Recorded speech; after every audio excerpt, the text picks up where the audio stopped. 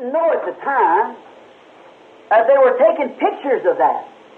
Scientists were. దాని గుర్చిన పటములు తీసుకుంటున్నప్పుడు అప్పుడు అది నాకు తెలియదని అది శాస్త్రజ్ఞులకు తెలుసు.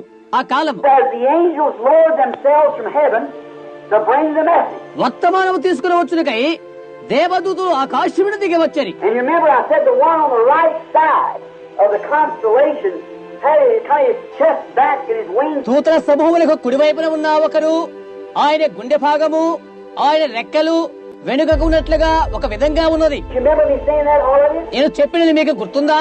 And how I watched him is very distinctive from the others. నేను ఎంతగానో దాన్ని గమనించాను. మిగతా వారి కంటే ఆయన ఎంతో ప్రత్యేకంగా ఉన్నాడు. And I didn't know they were taking a picture of it. వారు పటాలు తీసుకున్నారని కూడా నాకు తెలియదు. Because immediately I hurried east. ఎందువల్లంటే నేను వెంటనే తూర్పు ప్రాంతాలకు వెళ్ళాను. But going back home to Tucson, there was all through the papers that had been seen almost nationwide or come into Mexico, all the western states. నేను టెక్సస్కు ఇంటికి వెళ్లిన తర్వాత దేశమంతా ప్రచురించబడిన పత్రికల్లో అన్నిట్లోనూ ప్రకటించబడిన రీతిగా నేను చూశాను.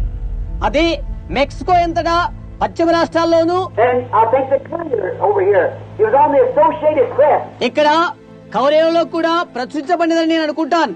అసోసియేట్ ప్రెస్ లో కూడా అది ఉన్నది. How many saw mysterious clouds in the sky? ఆకాశమందుల మరువైన మేఘమును మీలో ఎంతమంది చూశారు? You see the hand. చేతులు చూపించండి. And now the Life magazine picked it up. ఇప్పుడు అది లైఫ్ మ్యాగజైన్ లో కనిపిస్తుంది. Now I have the article here this morning in the Life magazine of the show. చూపించిన కొరకై లైఫ్ మ్యాగజైన్ లోని article నా దగ్గర ఉన్నది. Here it is. The same time I was there. ఇదిగో ఇక్కడ అదే సమయంలో నేను అక్కడే ఉన్నాను. See the pyramid of the cloud?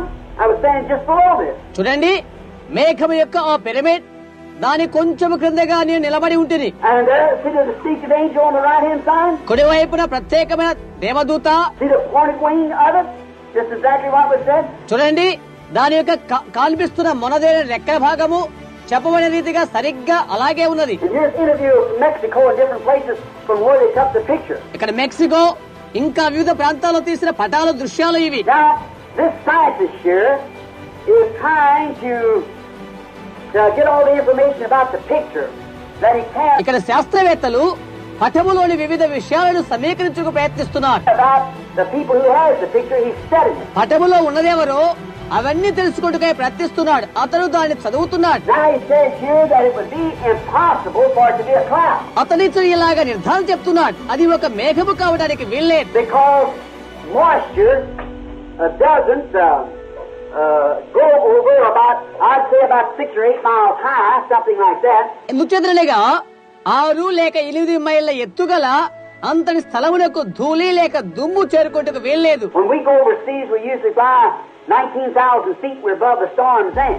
సహజంగా విదేశాలకు మేము వెళ్తున్నప్పుడు 19,000 అడుగుల ఎత్తున మేము వెళ్తుంటాం తుఫాను వాతావరణము పై భాగాన. But this cloud, according to this article here of this scientist, is 26 miles high. ఇక్కడ చెప్పిన శాస్త్రవేత్త వ్రాతమూలముగా ఈ మేఘము 26 మైళ్ళ పైన ఉన్నది. It would be miles and miles beyond moisture. దుమ్మి ధూళికి పైగా కొన్ని మైళ్ళ దూరము ఇది ఉన్నది. And he said, checking the area. ఆ ప్రాంతాన్ని పరీక్షించినారని అతను చెప్పాడు. And now, you know, how many remembers that I told you it sounded like the sound breaker on a plane?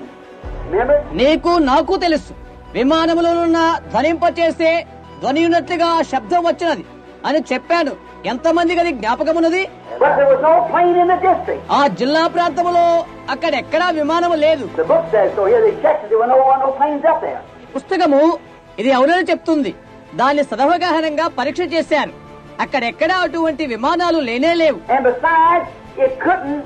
That fog behind a plane is nothing but broken up air, moisture, because it sucks through this unit as a jet. పైగా విమానం వెనకాల ఉండే పొగ విడుచుతున్న గాలి ధూళి మాత్రమే ఒక jet వలె దాని భాగము ద్వారా అది లాగేస్తున్నది. As it's pulling itself, it breaks the moisture in the air. అది లాగే కొలది ఆ ధూళి గాలిలో వదులుతున్నది. They can never get rid of it as long as it's a jet. Jet ఉన్నంత వరకు దాన్ని వదిలిపెట్టబడదు. Because it's got that's what it propels on. And it's the moisture scooting out from it. ఎందుచేతనగా దానికి అంటుకొని ఉండును కానీ అదే ముందుకు నెట్టుకొని పోయేది కనుక ధూమము దాని వెనకాల వెంటాడుతూ పోతుంది. But here it is, miles above where they could be, Marcher, and no planes in the district. మరి చదైతే కొన్ని మైళ్ళ ఎత్తున ఎటువంటి దుమ్ము ధూళి లేదు, లేక వేరే విమానయానాల ఆ జిల్లాలో లేవు. And there couldn't be moisture up there and hung up there that day. ఆ రోజు అక్కడ తేమ అలా వేలాడుతూ ఉండటం కూడా వీల్లేదు. It's 30 miles across it, 26 miles high.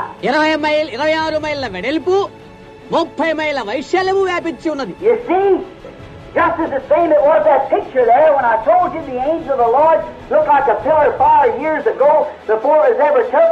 గమనించండి, అక్కడ కనిపిస్తున్న పటము అలాగే ఉన్నది.